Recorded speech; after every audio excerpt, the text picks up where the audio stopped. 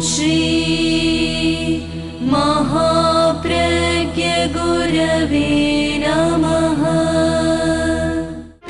जिसके सांसों में रहता है शाश्वत शांति का स्पंदन, उस महाप्रज्ञ को वंदन, उस महाप्रज्ञ को वंदन। सत्य अहिंसा अनेकांत को अर्पित जिसका तन मन, उस महाप्रज्ञ को वंदन, उस महाप्रज्ञ को वंदन। जिसके सांसों में रहता है शाश्वत शांति का स्पंदन, उस महाप्रज्ञ को वंदन, उस महाप्रज्ञ को वंदन।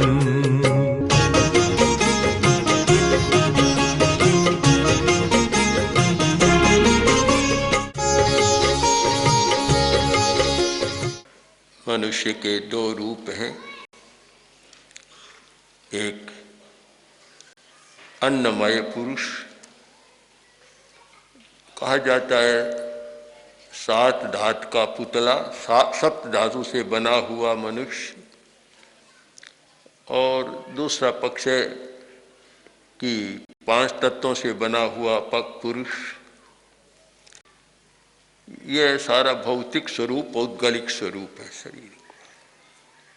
मनुष्य का एक और पक्ष है, वह है चैतन्य पुरुष, चैत्य पुरुष। अरविंद की भाषा में चैत्य पुरुष, जो दूसरा पक्ष है। हम 7 धातुओं को खोजें, 5 तत्वों को खोजें, वहाँ जो नहीं मिलता वह चैत्य में मिलता है। और उसके भी 3 रूप बन जाते हैं, ज्ञान, आनंद और शक्ति। पहली बात है ज्ञान। अज्ञान से तो कुछ भी नहीं होता। सारा विकास ज्ञान के कारण हुआ है। जो जानता ही नहीं, अज्ञानी है, वह क्या कर पाएगा। महावीर वाणी का सुंदर सूक्त है इतना सा, अन्नानी किं काहि, अज्ञानी क्या करेगा। अज्ञानी किं करिष्यति, अज्ञानी क्या करेगा। अज्ञानी को कुछ पता ही नहीं चलता। अज्ञानी विरोधाभास का जीवन भी जीता है और असफल जीवन भी जीता है। मालिक ने लालटेन जगाई और नौकर खड़ा था सामने। उसने देखा और बोला, मालिक लालटेन क्यों जगाई, जलाई क्यों, जरूरत नहीं थी। मालिक ने कहा, मैंने इसलिए जलाई कि तूने अभी लालटेन बुझाई या नहीं बुझाई। पहले आदेश दिया था कि लालटेन बुझा देना, और तूने मेरे आदेश का पालन किया या नहीं किया। लालटेन बुझाई या नहीं बुझाई, यह देखने के लिए मैंने लालटेन जलाई।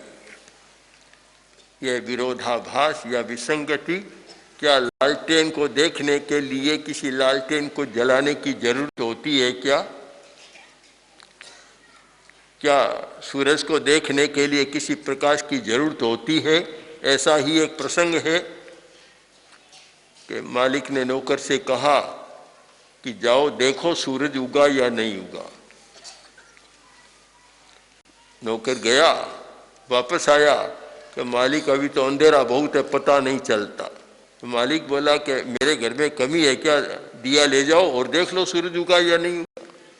तो क्या सूरज को देखने के लिए भी किसी दिए की जरूरत होती है? पर अज्ञान में यह सब कुछ होता है। जब ज्ञान साक्षात स्पष्ट नहीं होता, तब इस प्रकार की चिंतन की धाराएं होती हैं और इस प्रकार की घटनाएं भी होती है। तो एक जीवन का बड़ा पक्ष है, चेतना का पक्ष, जो उसका रूप है ज्ञान। ज्ञान का पक्ष, अज्ञान की निवृत्ति और ज्ञान का विकास। दूसरा है आनंद। एक ज्ञान पक्ष, दूसरा भाव पक्ष है। भाव पक्ष में आनंद, वह जीवन बहुत महत्वपूर्ण होता है जिसमें आनंद होता है। आनंद की परिभाषा भी समझना है। एक आंतरिक संपदा, आंतरिक वैभव।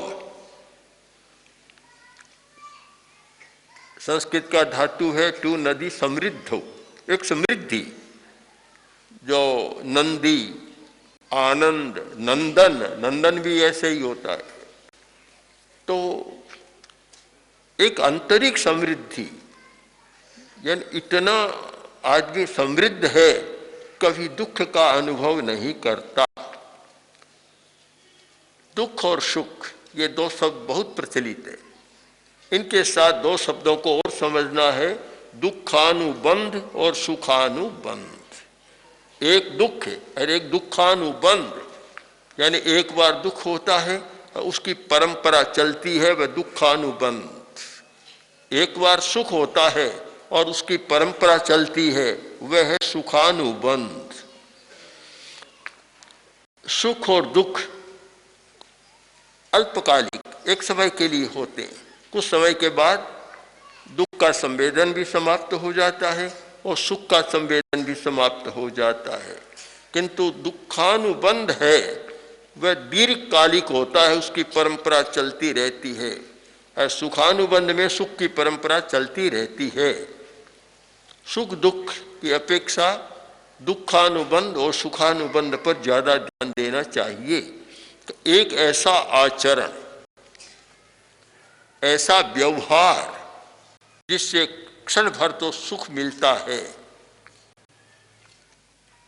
तो समाप्त, दूसरे क्षण समाप्त, किंतु एक ऐसा कि सुख का अनुभव हुआ और फिर भविष्य में भी उसका अनुभव होता रहेगा, वह आचरण एक धार्मिक आचरण या उन्नत आचरण होता है। और आदमी ऐसा कोई काम करता है कि दुख हुआ, समाप्त हो गया, किंतु दुख का अनुबंध बराबर चलता रहता है। एक प्रश्न हुआ था कि एक आदमी को देखते हैं और उसके प्रति एक अनुराग पैदा होता है। एक आदमी को देखते हैं तो उसके प्रति द्वेष की भावना पैदा होती है, या प्रियता की और अप्रियता की भावना पैदा होती है। एक अच्छा लगता है, एक उतना अच्छा नहीं लगता। इसका कारण क्या है? कर्म से जुड़ा हुआ प्रश्न, पुनर्जन्म से जुड़ा हुआ प्रश्न। और कारण खोजना है तो हमें कर्म और पुनर्जन्म की दिशा में जाना होगा कि क्यों होता है। आचार्य भिक्षु ने बहुत सुंदर लिखा इस विषय में कि शत्रु शू शत्रुपणो चालियो जावे, मित्र शू मित्रपणो चाले।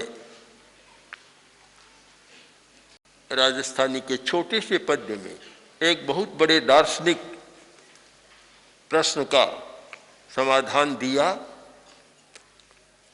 कि किसी व्यक्ति के साथ शत्रुता का अनुबंध हो गया। एक तो तात्कालिक किसी को शत्रु माना, एक इतना सघन प्रयोग, ये अनुबंध होता है सघन चेतना की सघन अवस्था में। जब इतना सघन संबंध जुड़ गया तो वह शत्रुता का अनुबंध जन्मों तक चलता रहता है। एक जन्म नहीं, न जाने कितने जन्मों तक वह परंपरा चलती रहती है। और जिस व्यक्ति के साथ पूर्व जन्म में कोई शत्रुता का संबंध जुड़ा और अब वर्तमान जीवन में उस व्यक्ति को वह देखता है, देखते ही अप्रियता का भाव पैदा हो जाता है। उस व्यक्ति ने अभी कुछ नहीं बिगाड़ा, कुछ नहीं अनिष्ट किया, किंतु यह अनुबंध चलता है। अनंत अनुबंध कहते हैं, अनंत समय तक चलने वाला कसाई का आवेश। यह दीर्घकाल का अनुबंध है, लंबे समय तक चलता है। 5 जन्म, 10 जन्म, 20 जन्म, 100 जन्म तक चलता रहता है। कांटा चुभा और भगवान बुद्ध ने उसका उत्तर दिया कि मैंने किया था, इसलिए मेरा पैर कांटे से बिद्ध हो गया। अब कांटे चुभने को भी अतीत में खोजा, कर्म में खोजा और पूर्व जन्म में खोजा। आजकल तो हम लोग बहुत कम ध्यान देते हैं, हर घटना की जो समीक्षा करते हैं केवल वर्तमान के आधार पर करते हैं, अतीत को बिल्कुल जैसे इग्नोर कर दिया। अतीत का भी बहुत गहरा संबंध है कि अतीत में क्या किया था और उसका यह परिणाम हो रहा है। तो ये बहुत अच्छा एक सूत्र है, एक समाधान है जो आचार्य भिक्षु ने दिया कि किसी व्यक्ति के साथ मित्रता का संबंध रहा, प्रियता का संबंध रहा, पिछले जन्म में रहा, और वर्तमान में वह व्यक्ति जब सामने आता है तो उसके प्रति सहज ही एक अनुराग पैदा हो जाता है। शत्रु शत्रुपणो चाले, मित्र मित्रपणो चाले, मतलब दोनों के साथ चलता है। तो हमें अनुबंध की बात पर ध्यान देना है कि एक सामान्य आचरण जो किया और बात समाप्त, और एक ऐसा आचरण कि जो समाप्त नहीं होता स्वल्प काल में किंतु दीर्घ काल तक जिसका परिणाम चलता रहता है। यह हमारे आचार शास्त्र का भी एक मुख्य विषय है और प्रेक्षा ध्यान का भी मुख्य विषय है। इस पर ध्यान देना। शरीर में बीमारी पैदा हुई, दवा ली, समाप्त हो गई। अब एक ऐसी बीमारी है जो समाप्त नहीं होती है। आजकल माना जाता है कि कैंसर की बीमारी बड़ी जटिल है, समाप्त नहीं होती। एड्स की बीमारी बड़ी जटिल है, आदि आदि कुछ भयंकर बीमारियां मानी जाती है कि समाप्त नहीं होती। इसका कारण हमें ये अनुबंध में खोजना चाहिए, इस परंपरा में खोजना चाहिए कि क्यों है, और स्थूल में नहीं सूक्ष्म में जाकर खोजना चाहिए। शरीर हमारा स्थूल है, मन उसकी अपेक्षा सूक्ष्म है पर वह भी स्थूल है। सूक्ष्म है हमारा भाव। हमें कारण और निवारण दोनों भाव जगत में खोजने चाहिए, जो प्रेक्षा ध्यान का मुख्य विषय है। व्याधि आदि उपाधि, उपाधि तक पहुंचो, केवल व्याधि में मत अटको, केवल शरीर की बीमारी हो गई उसमें मत अटको, केवल मन की बीमारी में मत अटको, उपाधि तक यानी भाव की बीमारी तक पहुंचो। एक बहुत सुंदर श्लोक है संस्कृत का, ये ईशु पर वित्तेषु तस्य व्याधि रनंतक। जिस व्यक्ति के मन में एक दूसरे के धन के प्रति लालसा होती है, या जो व्यक्ति अहंकार से बहुत पीड़ित होता है, हमेशा सत्कार सम्मान चाहता है, तस्य व्याधि अनंतक है, उसकी व्याधि है अनंत हो जाती है, उसका अंत पाना बड़ा कठिन होता है। हम खोज सकते हैं कि ये जो बड़ी बीमारियां हैं, जिनको आजकल साइकोसोमेटिक बीमारियां कहा जाता है, ये सारी ये शरीर की बीमारियां नहीं है, ये भाव जगत की बीमारियां हैं, भाव से होने वाली बीमारियां हैं, और इनका अंत पाना बड़ा मुश्किल होता है। व्याधि जो अनंत हो जाती है, जिसका अंत पाना मुश्किल है, उसका मूल उद्गम स्थल शायद शरीर भी नहीं है, मन भी नहीं है। और ये बात मेडिकल साइंस में बहुत स्पष्ट हो गई। इसलिए एक नया शब्द गढ़ा गया कि ये सोमेटिक नहीं है, साइकोसोमेटिक है। ये शरीर की बीमारी नहीं, ये मनोकायिक बीमारी है। और आज शायद बड़ी बड़ी बीमारियां ये मनोकायिक बीमारियां हैं। तो जब मनोकायिक बीमारियों का दौर चल रहा है, उस स्थिति में प्रेक्षा ध्यान की बड़ी उपयोगिता हो जाती है। उसे समझना होता है कि इस बीमारी का उद्गम क्या है। जब तक ठीक निदान नहीं, डायग्नोसिस नहीं होता, डॉक्टर दवा नहीं देता। आजकल तो ये बड़ी बीमारी हो गई, यह एक डॉक्टर की भी बीमारी है। पुराने वैद्य तो जब नाड़ी देखते और दवा लिख देते। आज का तो कोई डॉक्टर नाड़ी के आधार पर दवा नहीं लिखता। पहले टेस्ट, बस टेस्ट करो, और टेस्ट भी इतना जटिल हो गया कि टेस्ट का भी टेस्ट होने लग गया। एक बार आचार्य श्री तुलसी दिल्ली में विराज रहे थे। एक व्यक्ति आया, बड़ा रौबदार व्यक्ति था और सेना का बड़ा अधिकारी था और लग रहा था सैनिक आदमी। बैठा, बोला कि आचार्य जी, मैंने आपका बहुत नाम सुना है, आज साक्षात दर्शन कर रहा हूँ, मेरी एक समस्या आप समाधान दें। आचार्य ने कहा, क्या है समस्या? तो बोला कि मैं कुछ अस्वस्थ हूँ, चिकित्सा कराने के लिए गांव से यहाँ आया और 40,000 रुपया लेकर आया था। तो डॉक्टरों से मिला और डॉक्टर ने कहा ये टेस्ट का सारा पन्ना लिख दिया। और मैं कहीं क्लिनिक में गया, कहीं कुछ कराया टेस्ट, तो वे 40,000 रुपये तो टेस्ट में पूरे हो गए। अब मैं चिकित्सा किससे करूं? जटिल हो रहा है ये टेस्ट का काम, पर मैं मानता हूं कि ये जरूरी भी होता है। चाहे इस पैसे की बात को, चिकित्सा की बात को छोड़ दें, पर जब तक टेस्ट न हो जाए, निदान न हो जाए, तब तक बीमारी का समाधान नहीं हो सकता, बीमारी को नहीं मिटाया जा सकता। जरूरी है हम पहले ध्यान समस्या के मूल स्रोत पर दें, उद्गम पर दें कि समस्या कहाँ से पैदा हो रही है। बहुत बार शरीर की समस्या मान लेते हैं और वह शरीर की नहीं होती। बहुत बार मन की समस्या मान लेते हैं पर मन की नहीं होती।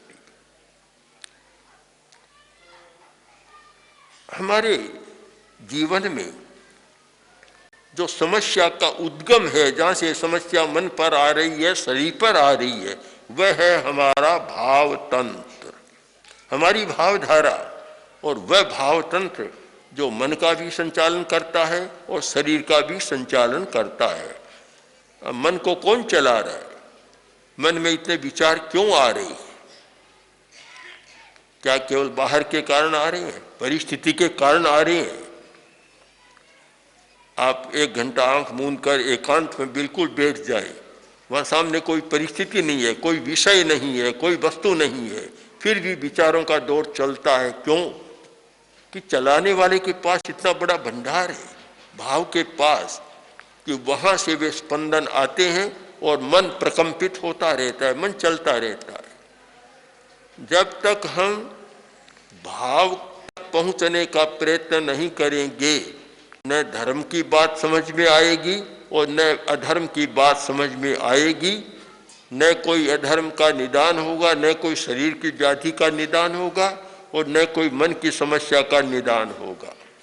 हमें निदान करना है तो भाव तंत्र तक पहुंचना है, और चिकित्सा करनी है तो भी वहां तक पहुंचना होगा। दोनों वहां होते हैं। इसलिए हमें उपाधि पर अधिक ध्यान देना है और वहीं से यह अनुबंध होता है। एक आदमी चल रहा है, चाहे साधु है चाहे गृहस्थ है, पैर से एक कीड़ा मर गया, चींटी मर गई। हिंसा तो हुई, पर यह हिंसानुबंधी हिंसा नहीं, वेरानुबंधी वेर नहीं है। हिंसा हुई और उसका थोड़ा सा बंद हुआ और वह समाप्ति भी थोड़ी सी क्रिया में हो जाता है। और एक जो क्लिष्ट परिणामों से होता है, क्लिष्ट भावों से होता है, संक्लेश, क्लेश, महर्षि पतंजलि जिसे क्लेश कहा गया, क्लेश जैन परिभाषा में संक्लिष्ट परिणाम, संक्लिष्ट भाव, बात एक ही है। जो क्लेशपूर्ण भाव धारा और परिणाम से जो होता है वह अनंतानुबंधी यानी दीर्घकालानुबंधी होता है। तो इसलिए मूल बात वहीं पर आती है कि हमें भाव पर अधिक जागरूक रहना है। सुखानुबंध और दुखानुबंध इसको समझना है, और उससे परे जो है आनंद, आनंद यह सुखानुबंध दुखानुबंध दोनों से परे की बात है। आनंद जिसमें संवेदन नहीं होता, अनुभूति होती, अनुभव होता है, और वह पदार्थ निरपेक्ष होता है। सुख तो पदार्थ सापेक्ष है, आनंद पदार्थ निरपेक्ष होता है, और वह आंतरिक रसायनों के कारण या आंतरिक परिणतियों के कारण होने वाला है। उसमें किसी पदार्थ की जरूरत नहीं रहती। एक व्यक्ति ध्यान में बैठा है और इतने आनंद का अनुभव कर रहा है, कुछ मिल नहीं रहा है, पर हो रहा है। क्यों? कि वह भीतर से आ रहा है, वह हमारे स्वभाव से आ रहा है। स्वभाव, आनंद हमारा स्वभाव है। हम समृद्ध हैं, हम कोई गरीब नहीं है, वैभवशाली है, कोई भिखारी नहीं है। हमारे भीतर आनंद का स्रोत है, बहुत आनंद है, पर जब तक वह स्रोत पकड़ में नहीं आता तब तक आदमी कभी सुख और कभी दुख के चक्कर में चक्कर लगाता रहता है। और जब आनंद का स्रोत पकड़ में आ जाए तो फिर वह बात समाप्त हो जाती है, वह भीतर से निकलता रहता है।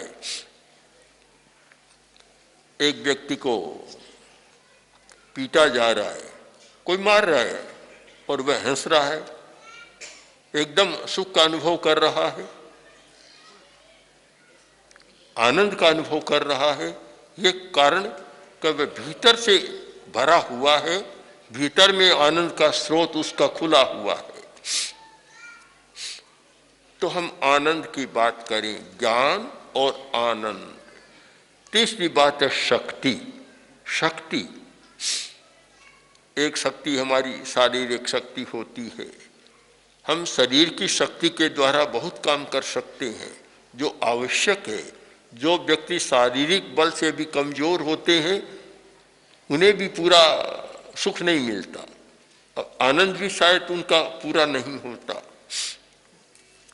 एक मन की शक्ति है, जहाँ शरीर की शक्ति काम नहीं देती वहाँ मन की शक्ति काम देती है। मनोबल होता है तो शरीर से दुर्बल आदमी भी बहुत काम कर सकता है। मनोबल नहीं है तो एक हृष्ट पुष्ट आदमी भी कोई बड़ा काम नहीं कर सकता।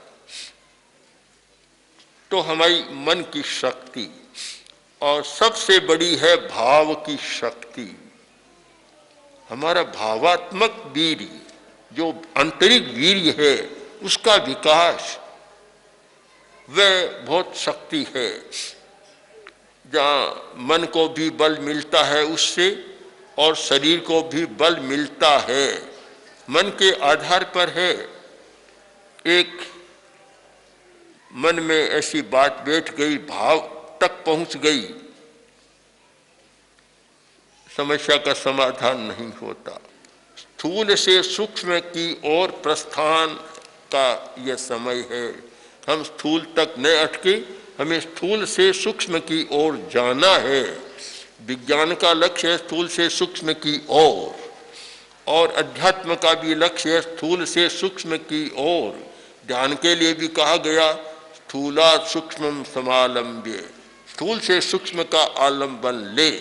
तो इस दिशा में एकाग्रता के साथ गति होती रहे। ओम ओम श्री महाप्रज्ञ गुरवे नमः। ओम श्री महाप्रज्ञ गुरवे नमः। ओम श्री महाप्रज्ञ गुरवे नमः। ओम श्री महा महाप्रज्ञ गुरवे